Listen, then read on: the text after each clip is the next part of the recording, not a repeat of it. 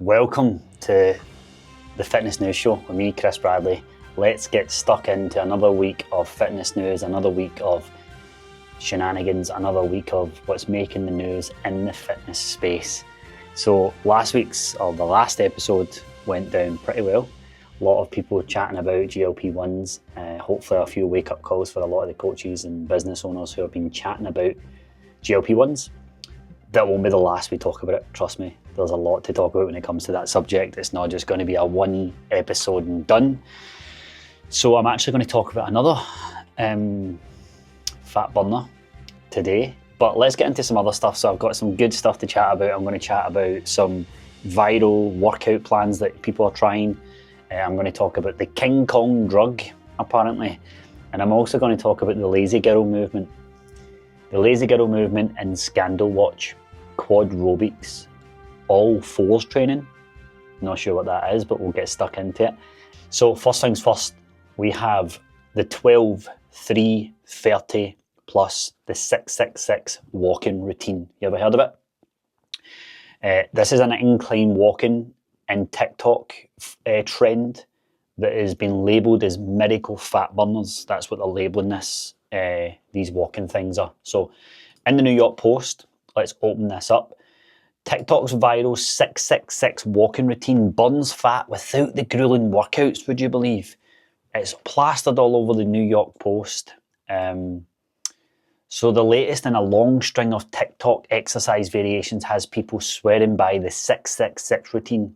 Walking trends have exploded across social media, from the 12, 3, 30 treadmill challenge to the rise of Zone 2 training. Fox News has previously reported both emphasise sustainable, lower intensity exercise that burns fat without punishing the body. The 666 walking method falls into this category. And this is a quote from someone, a Los Angeles-based personal trainer. Personally, I use walking as a way to reset. It clears my head, lowers stress and keeps my body moving, even on days when I'm not training hard. So what's that to do with this method? It's just walking. What's that to do with anything? To try it out, begin with a calm 6-minute warm-up, accelerate to a brisk walk for 60 minutes, and finish with a 6-minute cool down to transition the body out of a resting state. While the workout is often done at 6 a.m. or 6 p.m, the timing is flexible. Oh, thank you very much. And used primarily to anchor the routine into a schedule. Walking trends have exploded over social media, from the 12:30 treadmill. Yep, it's got some pictures of happy women here walking. So walking is one of the simplest and most overlooked forms of exercises. Yeah, it's not saying anything about why this works, what it is. So here we go. Exercise at this intensity burns roughly 65% of calories from fat, according to Cleveland Clinic, making the 666 method an efficient fat burn activity without the burnout of extreme training. It's a different thing. It's not walk and be in zone 2 and fat burn, and use walking as a fat burn tool versus extreme training. They are nothing to do with each other. Because guess what? That's a form of training. That's not. That's a form of exercise. There's a big difference, right? So yeah, research from the National Institutes of Health has shown that regular walking improves cardiovascular health, lowers blood pressure, and helps manage cholesterol. Did they pull that from ChatGPT? So what we've learned here from this post, right, is that, you know, there's nothing to back it, nothing at all. Like there's the videos on the site are just adverts. So basically what you're saying to me is that you do a 6-minute warm up, and then you do a 60 minutes on the treadmill, and then you do a 60-minute cool down to rest and rate, aka steady state cardio. What does the 666 have to do with it? What if it's 333? Anyway, and this is the point here. This is what happens with people on TikTok. It's the worst app on the planet, right? It's, if you want to see the worst in humanity, go to TikTok. Anybody who loves TikTok, they have to have a hard look at themselves. Either they don't have a significant other, and they need to get out more. They need to get off that app and actually be an adult, because it's ruining you as a human being. It's making you daft by the minute, and it's full of wee wains. And if you're on there over the age of 25, let's move on to this. So this is the main story of today. The main story of today, by the way, anything that has R's in it is very difficult for me as a person from Glasgow to pronounce, right? So I'm going to give it a go. Retatrutide. So it's Retatrutide. The King Kong drug, which has already been used. People are sourcing Eli Lilly's next GLP-1s before approval. Okay, so what we've got here is Retatrutide, right? And people are using this GLP-1 before it's even been fully approved. So let's open this up. So Eli Lilly's is close to launching the strongest weight loss drug ever. Somehow gym bros are already taking it to shred fat. So Julian Becerra first learned about Retatrutide while scrolling social media. The 24-year-old saw Dawson Vice, a bodybuilder, post unbelievable photos on TikTok. His muscles ripping, his torso concave. Vice wrote in a caption, "The biggest thing I've noticed since taking Retatrutide is the fact that it's a challenge to actually gain fat, not gain weight, but gain body fat." Becerra, not a bodybuilder by any means at all, but I do like to look good with my shirt off. Bought himself a substance labelled Retatrutide online, a powder mixed with water, and injected it into his muscles with a syringe, just as Vice and other bodybuilders online described. For about a month, Becerra injected a 0.5 milligram a week. He was sold. Before you know it, he's sold. He said he lost his urge to snack, but still had energy to work out. Eventually, he started posting his own mirror selfies on his socials. His muscles popped. Anyway, Retatrutide is a GLP-1 drug in the same family as Ozempic and Mounjaro. It was developed by a pharmaceutical giant, Eli Lilly, and it is unique because it mimics 3 hunger hormones, GLP, GIP, and glucagon, while similar drugs on the market, only do 1 or 2. In theory, that means more staggering weight loss results and potentially other benefits. Doctors and researchers are already joking, referring to Retatrutide as the King Kong for weight loss because early results in clinical trials suggest it rivals bariatric surgery and it seems to protect more lean muscle mass. Here's the catch. Eli Lilly has not finished clinical trials on Retatrutide. The earliest it could be hit the market would be late 2026.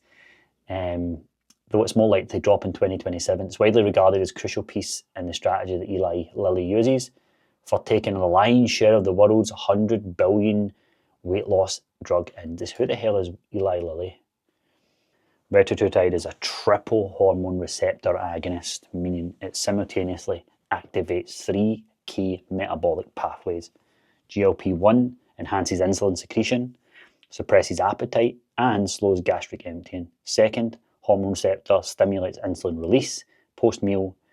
Third, hormone receptor agonist glucagon increases energy expenditure and fat mobilization. The triple action approach of Retatrutide distinguishes it greatly from its predecessors, Ozempic, Mounjaro, which only target 1 or 2 of those pathways. So how does Retatrutide work? Firstly, it mimics natural gut hormones, lower blood sugar, promote weight loss, boost metabolism in a phase 2 trial involving adults. Listen, me or my representatives and partners do not recommend the use of performance-enhancing drugs. Now, this stuff is taking the world by storm, and in particular the bodybuilding world by storm, right? Now, there's been a lot of drugs like that. I've been involved in the bodybuilding scene, friends of mine who have used a lot of drugs and who have been in the scene. And there's been a lot that's came about like that, isn't there? Like there's those SARMs and all that sort of stuff. There's been loads, but this seems to be the difference maker, like something else. I'm interested to see how they take it in preparation for their contests and stuff like that, because let's face it, there's a whole load of anabolics that go into it, and it's got to work. So, and again, as we know, it's not even been approved yet. So I don't know what that means. I don't even really know if there's probably a lot of things that come before they've even been approved. But listen, anything that's called the King Kong drug, sign me up. I'm joking. Okay, moving on to the lazy girl fitness movement. You ever heard of that? Bite-sized Pilates, bar, and low effort. How do you pronounce that actually? Bar pronunciation. The lazy girl movement, bite-sized Pilates, bar, and low effort workouts packed as empowerment. What's your thoughts on it? Is the lazy girl fitness, is it empowering, or is it just a marketing spin, or is it just people's excuse to be lazy? So let's click on this article from Marie Claire. Lazy Girl Pilates flows promise to work your abs and arms in just 10 minutes. 5 workouts that trainers rave about. So the Lazy Girl movement. I love movement. I run marathons, but I'm also the kind of person who will find 1,000 excuses to skip a regular studio class. If it's not easy to slot in my day and I'm not dedicated to a training plan, it's not happening. Which is exactly why the rise in short at-home workout session has my full attention. Enter trending Lazy Girl Pilates workout. Since the pandemic, at-home workouts have become a fixture in our lives, and they're gone. So don't try and use that one, right?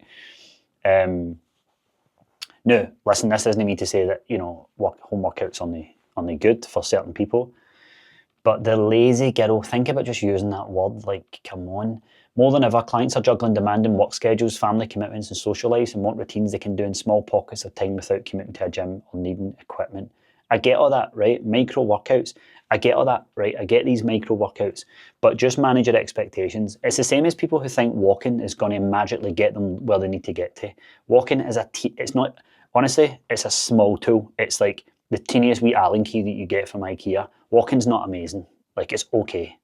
But people go, but in a bid for coaches to try and sell it to their clients, they go, it's the most underused tool. And I also turn around and I'm like, yeah, but where is your client's results? Now, walking is a good micro tool.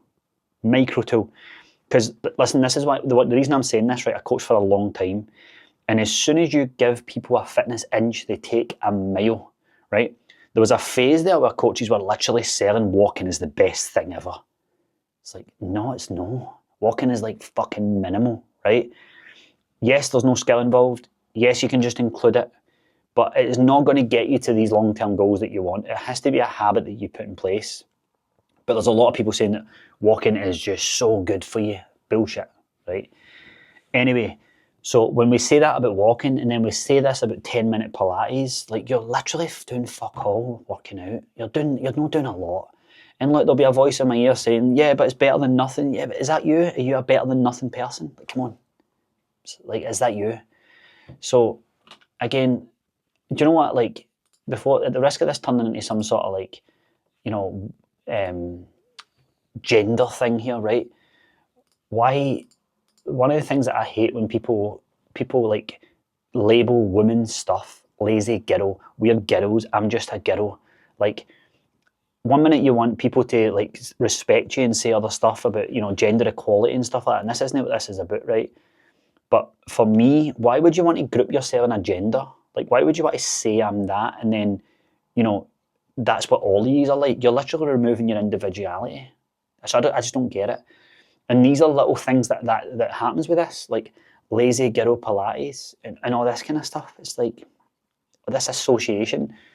So that's the biggest thing for me with this is like the steps that you do starts to eventually replace workouts and shit because you're busy. And then your workouts start to get done by 10-minute little things on your living room floor. And listen, if that's you, that's you. I'm not speaking to you. You crack on and do that. You just won't get results. And ultimately, manage your expectations. I used to say this to clients all the time. It's like, Chris, I'm not going to go to the gym this week. I'm just going to do a couple of home workouts. And I go, cool. Manage your expectations. What do you mean? Well, do not expect to have the same feeling that you've got on a Saturday morning as you would if you'd done 5 sessions at the gym. Just don't expect it. Like, there's no harm in it. That's your week. That's how it looks. Don't expect it. And that's the number one reason that people give up their fitness journey is mismanaged expectations. Because they think they're capable of something or they're not capable of something.